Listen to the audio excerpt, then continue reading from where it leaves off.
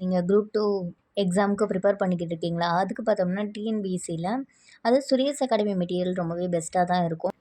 நான் அதுதான் கவர் பண்ணுறேங்க. இன்றைக்கி நான் பாலிட்டியில் என்னென்ன டாப்பிக்லாம் கவர் பண்ணியிருக்கேன்னு பார்த்தீங்கன்னா, இதில் பாருங்கள், இந்தியன் கான்ஸ்டியூஷன் டாப்பிக்கு, முகவுரை, அரசியலமைப்பின் முக்கிய கூறுகள், ஒன்றியம், மாநிலம், யூனியன் பிரதேசங்கள், அதே மாதிரி மத்திய அரசாங்கம், மாநில அரசாங்கம், உள்ளாட்சி அமைப்புகள், பஞ்சாயத்து ராஜ், இந்த டாப்பிக்கெல்லாம் நான் கவர் பண்ணியிருக்கேன்.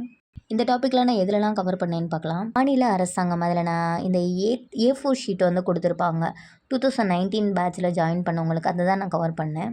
புக்கில் படிக்கிறவங்களுக்கு ரொம்பவே கஷ்டமாக இருந்தால் இது ஈஸியாக ரிவிஷன் பண்ணுற மாதிரி இருக்கும். பாருங்கள், ஃபஸ்ட்டு ஸ்டேட் கவர்மெண்ட்டை பற்றி கொடுத்துருப்பானுங்க. அப்புறம் ஸ்டேட் கவர்மெண்ட்டோடைய நிர்வாகம் எப்படி இருக்குது, முதலமைச்சர்கள் எப்படிலாம் இருப்பாங்க, அமைச்சரவை எப்படி இருக்காங்க, அப்புறம் மாநிலத்துடைய தலைமை வழக்கறிஞர்களை பற்றி கொடுத்துருப்பாங்க. ஜம்மு காஷ்மீர் தனியாக கொடுத்துருப்பாங்க. உள்ளாட்சி அமைப்புகளை பற்றி கொடுத்துருப்பாங்க. அப்புறம் கான்ஸ்டியூஷன் ஆஃப் இந்தியா, இதுவுமே சூப்பராக தான் இருக்கும் இந்த A4 ஷீட்டில் படிக்கிறதுக்கு.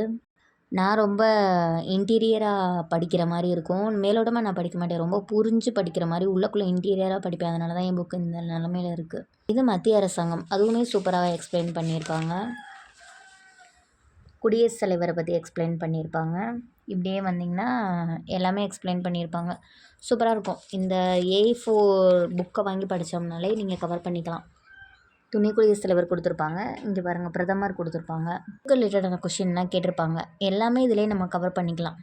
எனக்கு டிஎன்பிஎஸ்சியில் இந்த பாலிட்டி டாபிக் தான் படிக்கிறது ரொம்பவே இன்ட்ரெஸ்டிங்காக இருக்கும்.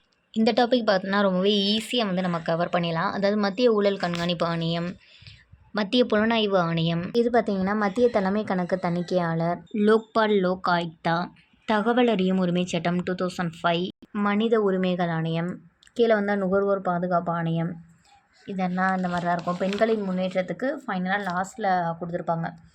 அதாவது இம்பார்ட்டன்ஸ் ஆஃப் பெண்கள், இதெல்லாமே நம்ம படிச்சுக்கலாம். எனக்கு புக்கில் படிக்கிறத விட இந்த A3 படித்தா கொஞ்சம் ஃபுல்ஃபில்லாக படித்த மாதிரி இருக்கும். Day 1 இப்படி தான் போய்கிட்டுருக்கு. நல்லா எல்லோரும் சின்சியராக படிங்க.